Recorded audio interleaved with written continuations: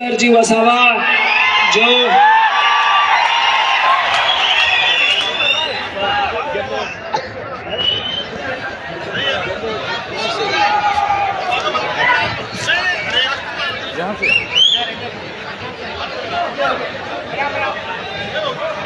सभी साथी शांति बनाए रखें। शांति बनाए रखें प्लीज, शांति बनाए रखें। खुले सत्र में हमारे अतिथियों का वक्तव्य आप सुनिए। सभी लोग शांति बनाए रखें। जय जोहार का नारा है, हमारा है। जय जोहार का नारा है, आदिवासी एकता।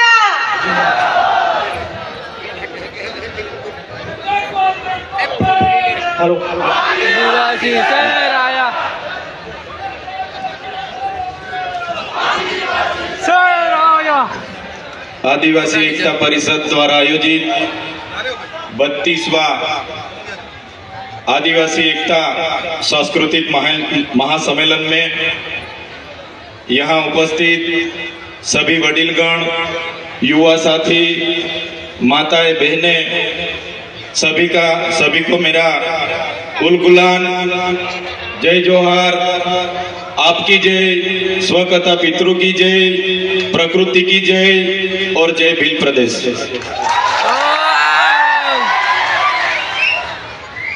साथियों,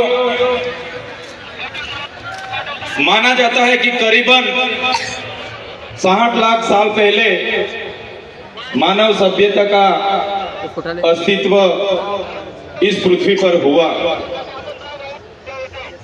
50,000 साल पहले मानव का शारीरिक और मानसिक तौर पे विकास हुआ। करीबन 10,000 वर्ष पहले इस पृथ्वी पर कृषि का शुरुआत हुई।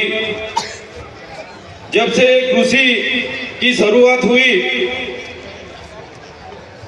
तब से नई नई राजनीतिक गतिविधियां की भी शुरुआत हुई। आदिवासी समाज की जीवन खूब सरल और संवेदनशील था।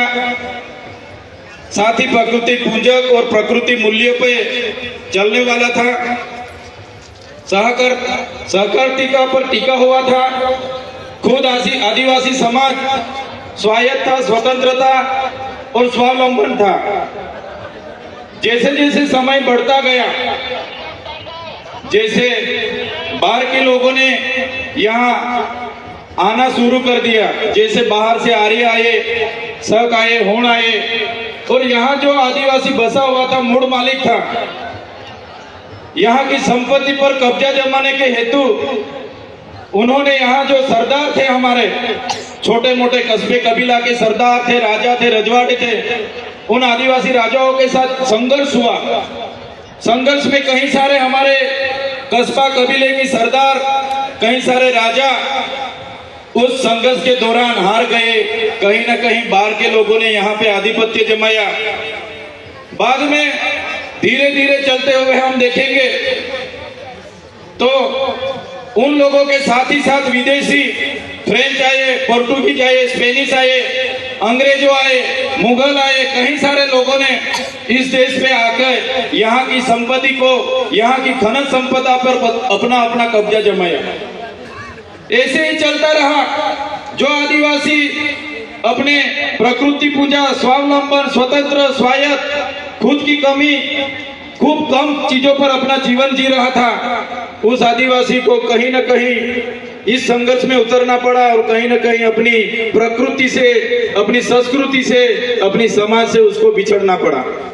साथियों, हम सब जानते हैं कि जब यहाँ पे पूरे विश्व पे अंग्रेजों का शासन था, 50% अंग्रेजों का पूरे विश्व पे शासन था, तब मेवाड़ में राणा पूंजा भील, राजस्थान के हल्दी घाटी में हल्दी बाई, वैसे ही मध्य प्रदेश में छितू, मध्य प्रदेश में टट्टिया भील, जैसे अनेक लोगों ने अंग्रेजों के खिलाफ बंड पुकारा था।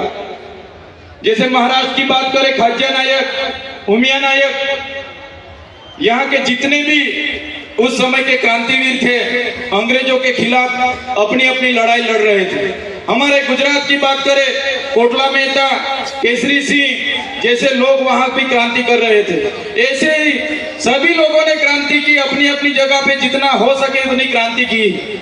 जैसे कि मानगढ़ धाम की बात आती है, गुरु गोविंद जी की आगेवाई में वहां सम सभा मिली और 1913 में हत्याकांड हुआ। 1500 भी ज्यादा लोग कि यहाँ वहां शहीद हो गए।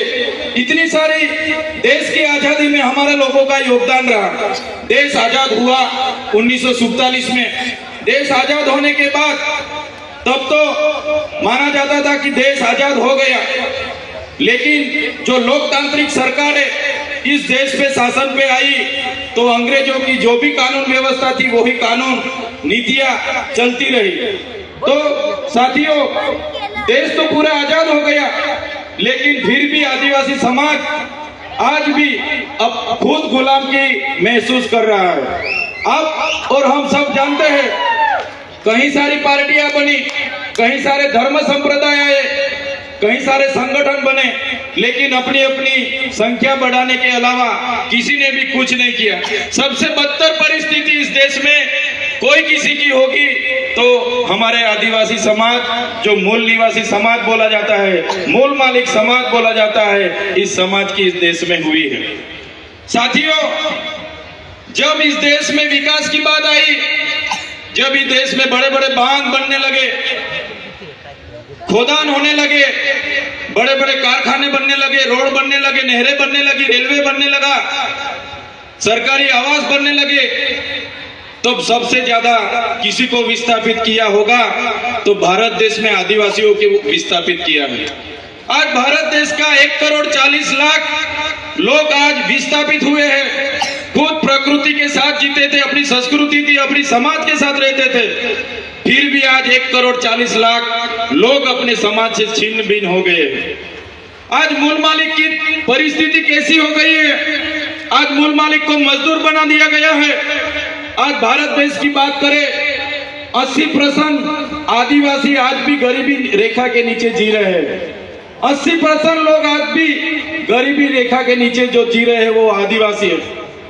साथियों, पूरे देश में आज खनिज संपदा की बात करी जाए तो सबसे ज्यादा खनिज संपदा जो आदिवासी एरिया में है, 80% खनिज संपदा अपने यहाँ होते हुए भी आज आदिवासी को मजदूर बना के इन सरकारों ने रखी है।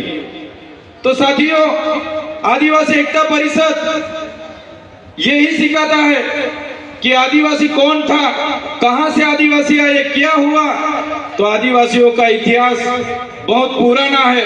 आदि अनादि काल से यहाँ रहने वाला हमारा आदिवासी, इतने सारे देश की आजादी स्वतंत्रता संग्राम में हमारा योगदान रहा, देश के विकास में हमारा योगदान रहा। जहां भी जरूरत पड़ी हमारे लोगों ने अपनी जमीन दे दी। आज आदिवासी 50% आदिवासी के पास अपनी खुद की जमीन नहीं है।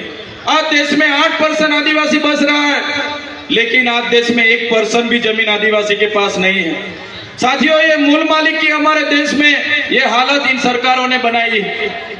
तो साथियों, यही बात हम करते हैं और आज भी यही बात इस मंच से करेंगे कि जिस तरह देश में हमारी परिस्थिति हो गई है, जितनी भी सरकारें आएगी हम भी आएंगे, जीतेंगे, एमपी बनेंगे, एमएलए बनेंगे, मंत्री बनेंगे।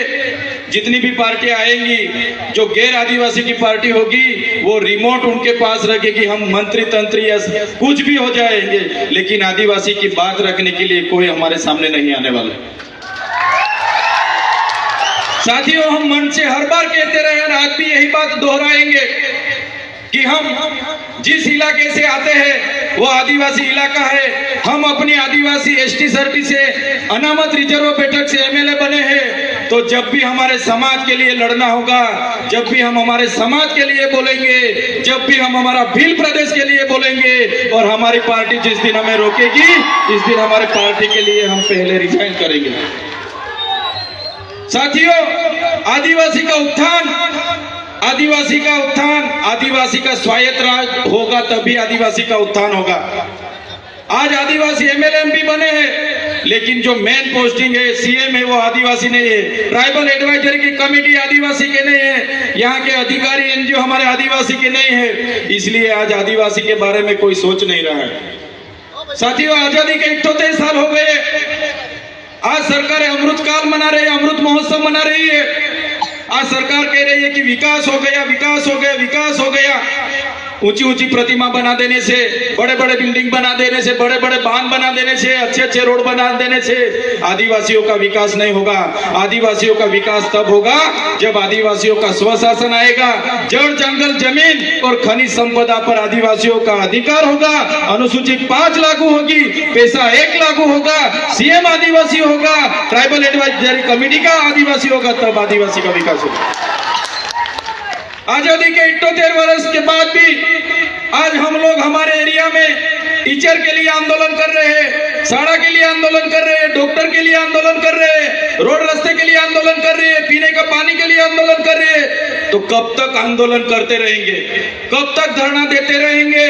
कब तक लड़ेंगे, जीतेंगे, जिंदाबाद मुर्दाबाद करते रहेंगे? साथियों, अभी किसी भी तरह की जिंदाबाद मुर्दाबाद करने के लिए हम तैयार नहीं है। अगर सरकार हमारा विकास करना नहीं चाहती, आने वाले दिनों में हम भील प्रदेश बना के रहेंगे, जो हमारा भील प्रदेश था, जो हमारा भील प्रदेश था।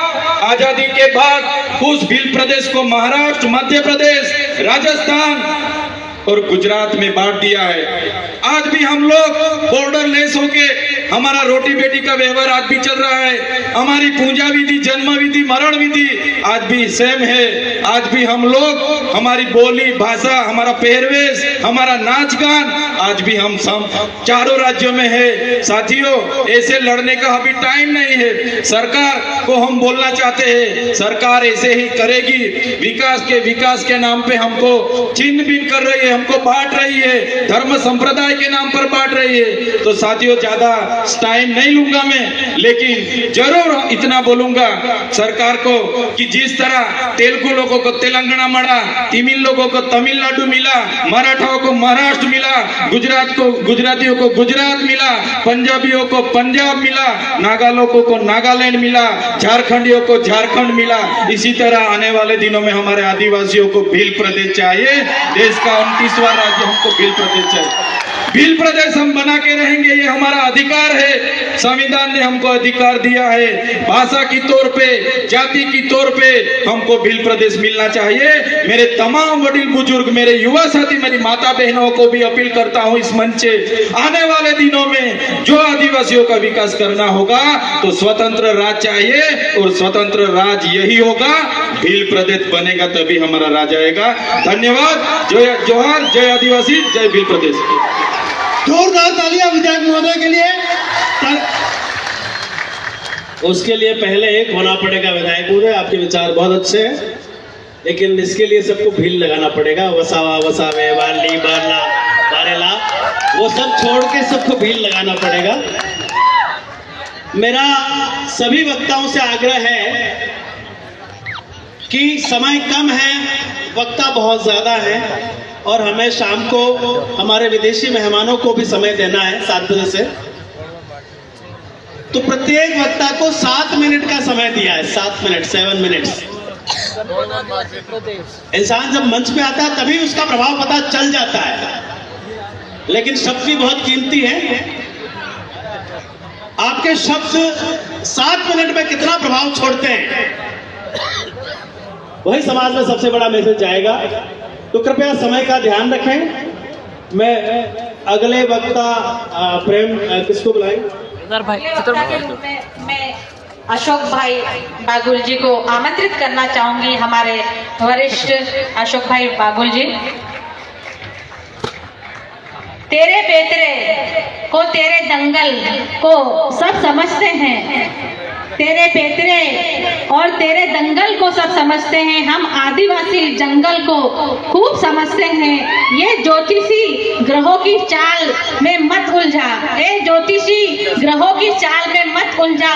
हम सूरज, चांद, मंगल को खूब समझते हैं। ये बनावटी दहाड़ से हमें ना डरा ना धमका। हम शेरों के साथ रहने वाले शेरों की भाषा खूब समझते हैं। अगले वक्ता के रूप में आप अशोक दादा बागुल जी को मैं आमंत्रित करना चाहूंगी। कोण असतील तर आमच्या वरेंना दे म्हणा आहेत का